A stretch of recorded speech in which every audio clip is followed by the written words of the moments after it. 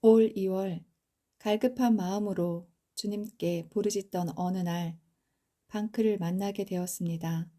큰 아이가 공황 장애가 있어 우리 가족은 고통의 시간을 보내고 있었습니다.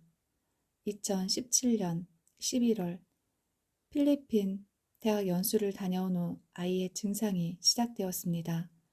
그때 저는 영적으로 무지하여 유명하다는 병원 한의원 심리센터를 다니며 하나님보다 세상의 도움에 더 의지하였고 증상이 호전되었습니다.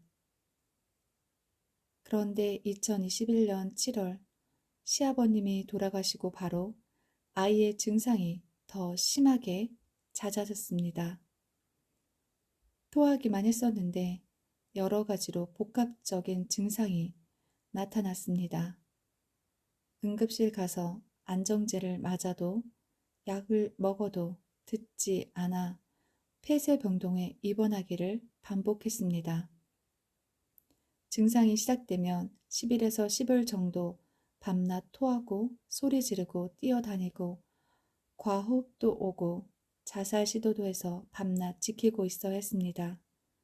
그러다 아래층에 너무 미안해서 국리 끝에 가까운 기도원이 있어 아이와 둘이 가게 됐고 기도원 방에서 3일 밤낮 아이와 씨름하던 중 제게 회개의 영이 임한 후 제 몸에 이상한 일들이 일어났습니다. 기도하거나 성경을 읽는데 거품침, 눈물, 콧물이 계속 나왔습니다.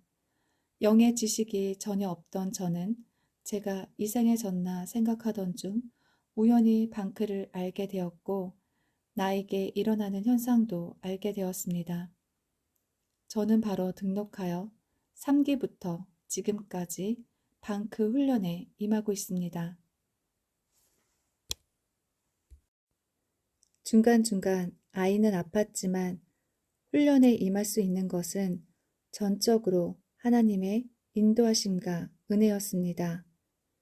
방크 훈련에 참여하면서 가족은 물론 제가 제일 많이 바뀌었습니다. 아이가 아플 때마다 도와줄 수 없는 저는 낙심하고 좌절하며 응급실에서는 울기만 했던 제가 백운 기도를 하고 성경을 읽고 히브리어 주기도문을 암송합니다. 요동하지 않으며 담대해졌습니다. 말이 줄어들고 남탓했던 제가 나의 죄를 보게 되니 스스로 겸손해지고 세상의 것으로 채워져 있던 나의 일상 루틴이 하나님 중심으로 바뀌었습니다.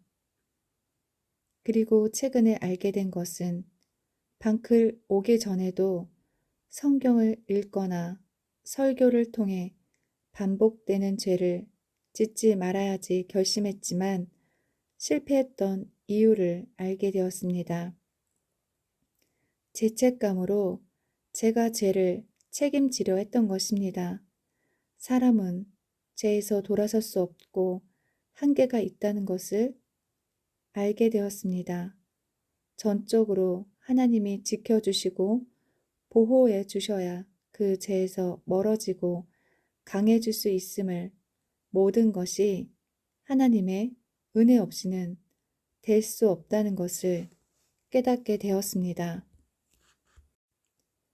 아이는 아직도 아픕니다. 그러나 10일 정도 하던 증상이 많이 짧아졌고 듣지 않던 약과 주사도 효과를 보고 있습니다. 방에만 있던 아이가 운동을 하고 아르바이트도 합니다. 그리고 고난 가운데서 가는 곳마다 모르는 사람들의 도움의 손길을 받고 있습니다. 하나님이 우리 가정을 지켜주시고 보호해 주시는 은혜를 누리고 있습니다. 여러 가지 이유로 지쳐서 기도할 수 없고 홀로 외로워서 마음이 무너질 때 방클 무릎 기도학교에 오십시오.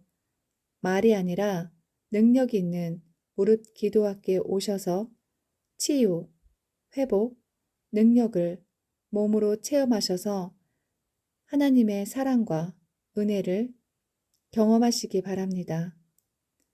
하나님은 우리에게 두려워하는 마음을 주시는 것이 아니라 오직 능력과 사랑과 절제하는 마음을 주셨습니다. 이 말씀이 이루어지는 것을 저는 무릎 기도학교에서 체험하고 있습니다.